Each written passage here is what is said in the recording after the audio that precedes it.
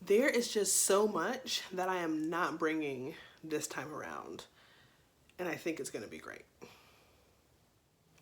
Hey guys, welcome back. This is Leah and you're watching Mommy in the Moment. So hopefully you already saw my hospital bag must-haves video. If you haven't, stop, subscribe to the channel, and go watch that video. It goes through all the things that I'm bringing in my hospital bag. Now this video is going to focus on things that we are not bringing in our hospital bag, so that we can kind of be more efficient about our stay in the hospital, okay? So I'm gonna try to break it down into categories so that it kind of makes a little bit more sense. So let's jump right in. First, for labor. I am not bringing a fancy hospital gown that's monogrammed and floral patterned and adorable. I'm just not gonna do that. Labor is messy. A lot of times, especially, if you don't get an epidural or before you get your epidural, you just kind of want to be naked anyway. So I don't want to buy something that I then have to throw away because I got it dirty when I was laboring. Also not going to bring a diffuser. Now, it's awesome when you walk into a patient's room and it smells nice, and I know that it's really comforting to have those scents and smells around you. It really helps to modify your labor experience. But if you did see my video that I posted, I'm bringing some aromatherapy oil so that I can use it. I can use it on my wrist or my temples or smell them, but I'm not going to bring a diffuser. And the reason why is that there's a lot of people that have allergies. So the same reason why I don't wear strong perfume when I'm working is the reason why I'm not going to bring a diffuser, because you never know who may have an allergy to citrus or lavender, and it may flare up their asthma. And so it's not just me that I'm thinking about with that. It's more other people. I'm not sure that our hospital allows them anymore. I know we used to, but I'm not going to bring a diffuser. I will have my aromatherapy, but not a diffuser. We are not bringing a separate camera. So Chris is a great photographer. We've got a nice DSLR camera that he's taken some fantastic photos with. But you know what? Smartphones take really good pictures. And that camera is expensive, and it's one more piece of equipment to keep up with, one more thing to make sure it has batteries. We'll take some nice pictures when we get home, but we're just gonna rely on the camera on our phone for now. The other thing that we're not going to bring, and the only caveat is if for some reason I end up getting induced. But the other thing I'm not planning to bring is entertainment. I'm not going to bring my computer. I'm not going to bring my iPad. If I need anything, my phone has access to the World Wide Web. But yeah, I'm not going to bring entertainment because I really want that time to be focused on what's going on in my body during labor, and then what's going on with the baby postpartum. The other thing is, if I have a moment, I need to close my eyes and go to sleep. I remember the intoxicating fatigue that came after I had Nora. It was absolutely miserable. And so if I have a moment, I need to be resting. So I'm gonna leave all the books and magazines and all that kind of stuff, Sudoku. I don't even play Sudoku, but I'm gonna leave that stuff at home. We're not gonna bring that. All right, so as far as clothes are concerned, I showed you I got one pair of pajamas, some nursing tops, and some shorts. I am not bringing underwear. Now, of course, I do not plan to go commando. I'm just not gonna bring my own underwear that will then get stained with blood that I'll either have to wash or throw away. I'm gonna use the mesh panties that the hospital gives, and I brought some Depends as well. It sounds crazy, but they work. So I'm not gonna bring underwear either. All right, in the postpartum period, I did for home, and I'll do a whole separate video on kind of how I'm preparing for postpartum, but I did get one of those Perry bottles that kind of, you can spray upside down, which is awesome. You don't have to kind of do weird things to get it to spray out. But I'm not gonna bring that to the hospital because one, I don't wanna forget it. And two, if it's wet, what if it spills in my bag? I don't want to be worrying with transporting it back and forth. I will use what the hospital gives me until I get home, and then I'll use it. I'm also not bringing any pads. So the hospital gives you so many pads, those big, huge ones that are like boats. And then they also give you kind of the smaller, heavier, like heavy period pads, and they give you a lot of them. So there's no reason that you need to bring your own pads unless you have some sort of skin allergy that you need to have special pads for. As far as personal items are concerned, I took my ring off. Ring came off finally today. I'm gonna leave it off. I do not plan on wearing my ring or any fine jewelry to the hospital. I may wear some earrings with the French clasp because I know that I can lay on those without taking them off. But no special items coming to the hospital with me. I don't want to get swollen and have my ring cut off. I don't want to lose something. It's just not worth it. So I'm going to leave all of that at home. If I remember, I'm usually wearing my smartwatch.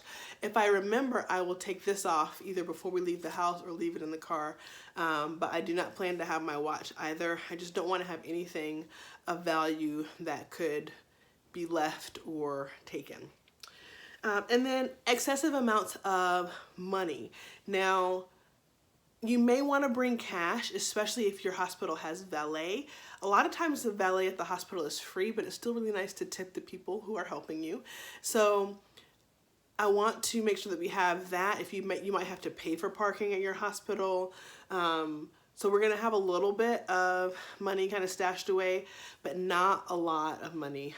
You may, if you're planning to get things from the vending machine or buy food from the cafeteria, have your card, have some cash for that. Or if you have street parking where you live, make sure that you have quarters, or if the meter takes a car, that you have that. But we're not gonna bring valuables. We're not gonna bring excessive amounts of money. We're gonna leave all that at home. All right, and then what about breastfeeding? Now, this is a big one because of obviously one, if it's your first time, then you don't really know what to expect. And each baby is different, so I really don't know what to expect from this particular child. But our hospital has amazing lactation consultants, which I plan to utilize while I'm there. I am not bringing my breastfeeding pillow. I have used the breastfeeding pillow for both of my kids at home. I don't think that I need it in the hospital. I will use pillows if I need to prop him up. But I just think it's another piece of furniture that we have to transport, and then I'm worrying about whether or not it's dirty and rewashing the pillowcase and all this kind of stuff. I just rather leave that at home. I'm also not bringing my pump. Now, I feel very comfortable using a breast pump. If you have never used a breast pump or you have a different breast pump, you may want to bring it to the hospital so that the lactation consultants, if you have them, can help you learn how to use it or orient you to how to use it. But if I need a pump, they have pumps there. They have hospital grade pumps that if I need it while I'm in the hospital, I can request one and have it at the bedside and then leave it whenever it's time for me to go. So no reason to bring a pump. And honestly, my milk doesn't usually come in until after I get home anyway. So it doesn't really make a lot of sense to bring that with me. Now, as far as the beginnings of breastfeeding, it can be really uncomfortable, okay, quite uncomfortable on the girls. And so you want to make sure that you keep your nipples moisturized, and there's all different kinds of nipple cream, but I know that our hospital provides lanolin, and so I'm not going to bring a whole separate thing of nipple cream or lanolin because they'll give it to me at that point. And then of course, whenever your milk does come in, it's common that you'll leak on the side that you're not feeding on, but they also offer breast pads, so you do not need to bring all these things for breastfeeding. Just bring your breasts and a nursing bra probably, but the breasts come with you too. All right, and then last but not least for baby. We are not bringing excessive clothing this time. We are bringing his going home outfit, we are bringing one other onesie, and we're bringing a cute swaddle to take some pictures in, and that is all, okay? My thought is, I really want to be doing skin to skin most of the time anyway. So skin to skin is whenever your baby is undressed, maybe just has the diaper on, and then you're undressed, you may have your bra on, you may not, and that you're holding the baby against your chest. This helps to moderate the baby's blood sugar, body temperature. It helps with bonding, it helps with your milk coming in. So it's really, really encouraged and strongly recommended. And so why am I gonna bring all these clothes to dress him in if I'm just gonna undress him to hold him the whole time? The other thing is that a lot of times after that first 24 hours, babies get really sleepy. And in order to keep them awake to actually latch, you have to undress them anyway. So, we're just not going to bring a lot of extra clothes and little pieces. Now, along with baby clothes, we're not bringing socks or mittens. Those will just get lost. Baby will just kind of flop out of them, and there's no reason to have them. If you wanted to get one of the onesies that have the little fold over like hand mittens that are attached, that would be a great thing. The onesies that we have don't have that feature on them, but that would be a good way to kind of combine that functionality without having to have separate little mittens and socks and things going on. All right, we are not bringing diapers. You will get so many diapers in the hospital. You get the wipes that you need. Babies don't really need diaper cream this early. If baby's getting a circumcision, they'll give you Vaseline to dress it with. And Vaseline is a great diaper cream too if you feel like your baby is having rashes, you know, in the first 1 to 2 days, which is unlikely. But there's no reason to have to bring any sort of diapering things to the hospital. So we're not gonna bring those either. We are also not going to bring any bottles. We are planning to breastfeed, so hopefully he won't need to be supplemented with formula. If he does, because of his blood sugar or some other reason, they have formula in the hospital, so I don't need to bring a bottle just for that purpose.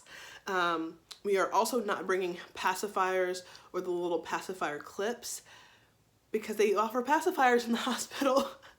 And there's no reason for me to bring an extra one and just to lose it or not know where it is. It's just all these little parts and pieces are not necessary.